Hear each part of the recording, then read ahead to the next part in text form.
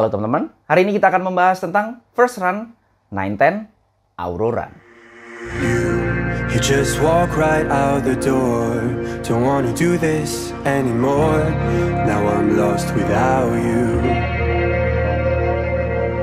You drive me crazy out my mind. How'd you do this every time? Now I'm lost without you. Used to be the one I talk to when I'm sad. Can't you see now tainted love is all we have?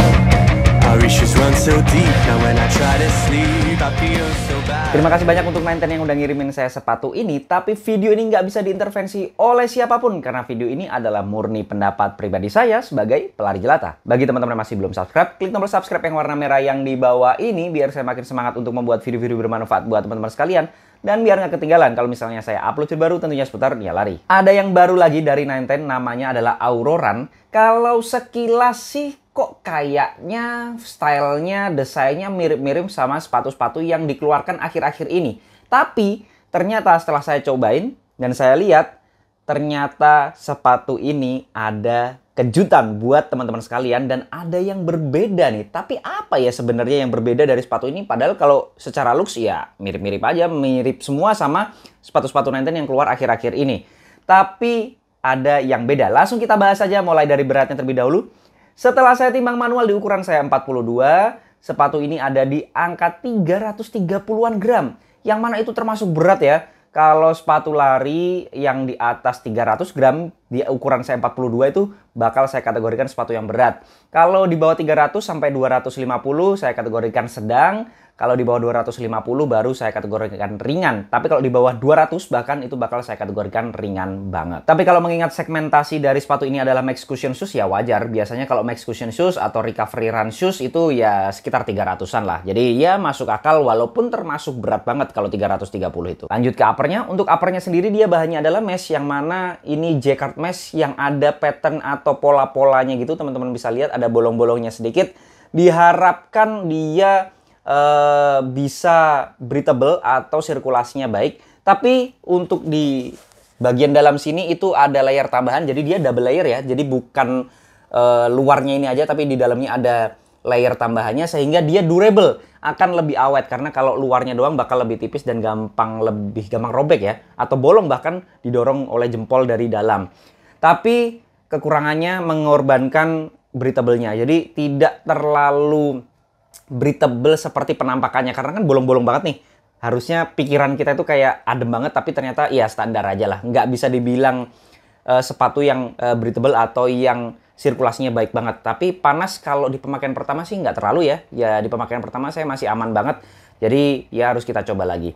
Kemudian kalau teman-teman mungkin lihat desain daripada upper sepatu ini tuh nggak asing sama 910 Takashi Run. Ini mirip banget ya.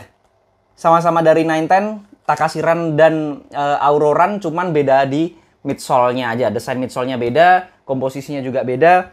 Jadi ada perbedaan di bagian midsole ke bawahnya. Kemudian kita lanjut ke bagian tangnya atau lidahnya. Lidahnya sih saya suka yang seperti ini, standar aja. Di ujung-ujungnya ya lumayan lembut, bekerja dengan baik di pemakaian pertama. Ada paddingnya tipis-tipis gitu, memberikan kesan empuk pada saat kita ikat tali sepatunya dengan tang ini. Kemudian untuk lacing sistemnya sendiri dia juga simple, standar, dan saya suka yang nggak terlalu aneh-aneh. Yang agak kurang suka cuma tali sepatunya aja yang bahannya agak licin dan dia agak kecil ya untuk volumenya. Jadi menurut saya bisa dilebarin dikit biar lebih mantap gitu pada saat tali sepatunya, dan dia sudah ada runners knot-nya. Kemudian yang beda dari sepatu ini salah satunya adalah collarnya, yang mana di dalamnya itu paddingnya desainnya agak berbeda dari sepatu-sepatu 910 yang lain. Bahkan sepatu lari yang pernah saya coba selama ini belum pernah punya desain collar yang seperti ini. Jadi ada paddingnya cukup lumayan tebel, tapi di tempat yang menurut saya tepat banget. Jadi pas di bagian collar saya, di bawah mata kaki saya, sehingga memberikan tekanan ataupun rasa nyaman yang enak banget menurut saya, tapi tetap memberikan tekanan yang cukup. Jadi bukan kayak kendor gitu ya, walaupun dia empuk. Tapi memberikan tekanan tapi tetap nyaman. Itu pas banget menurut saya collar di bagian sepatu ini. Kemudian untuk yang belakang ini juga paddingnya tebel banget sih menurut saya. Untungnya di atas ini, kalau yang di tengah sini berlebihan biasanya akan nggak nyaman menurut saya. Saya nggak suka yang berlebihan di bagian padding collarnya. Tapi menurut saya ini masih bekerja dengan baik dan pas.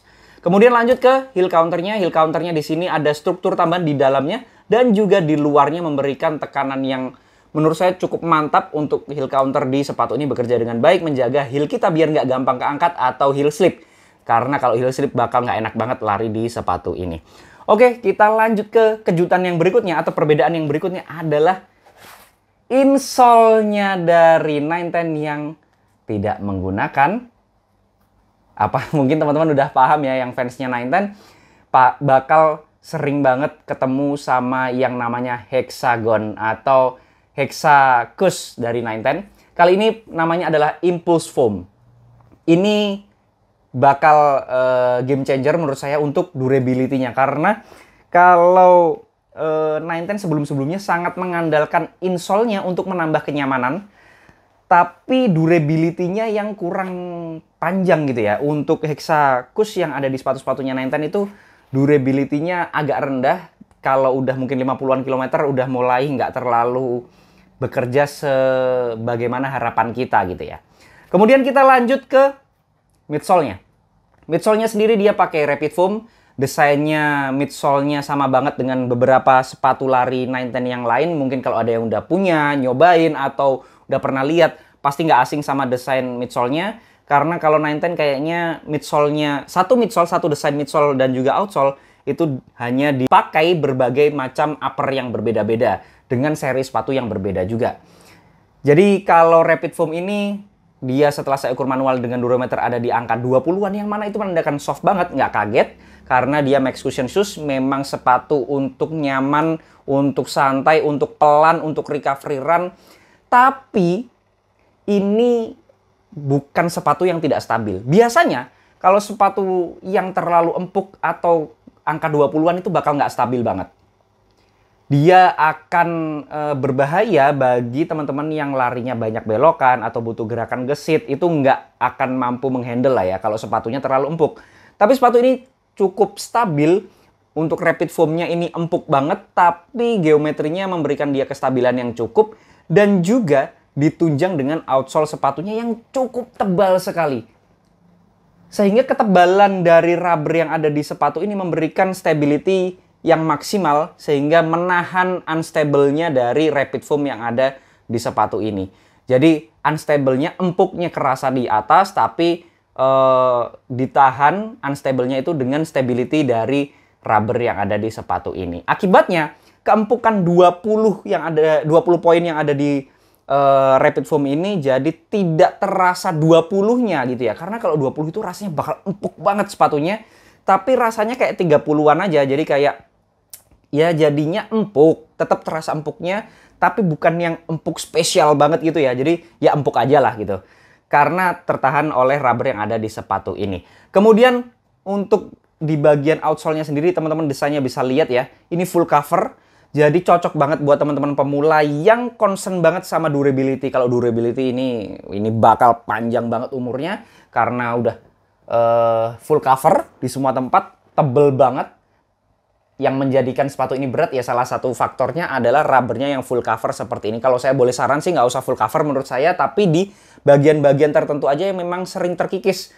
Karena kalau seperti ini bakal berat banget dan ya harusnya sih bisa lebih ringan ya sepatu ini, karena kalau lebih ringan bakal lebih mantep lagi performanya. Yang jelas kalau teman-teman nyari sepatu untuk kenceng, sepatu untuk gerakan gesit, sepatu untuk yang jarak jauh banget, saya kurang merekomendasikan sepatu ini. Tapi kalau nyari sepatu buat santai, pemula, easy run, kemudian recovery run, tapi butuh yang stabil juga atau low impact tapi bekas cedera gitu ya, mungkin teman-teman akan mempunyai opsi sepatu ini untuk dipilih. Tapi balik lagi itu semua pendapat pribadi saya, jadi teman-teman boleh banget nggak setuju. Kalau ada koreksi, masukan, pertanyaan, dan juga pembahasan bisa langsung sharing di kolom komentar. Jangan lupa subscribe channel ini biar saya makin semangat untuk membuat video-video bermanfaat buat teman-teman sekalian. Dan biar nggak ketinggalan kalau misalnya saya upload video baru tentunya seputar dunia lari. Assalamualaikum warahmatullahi wabarakatuh.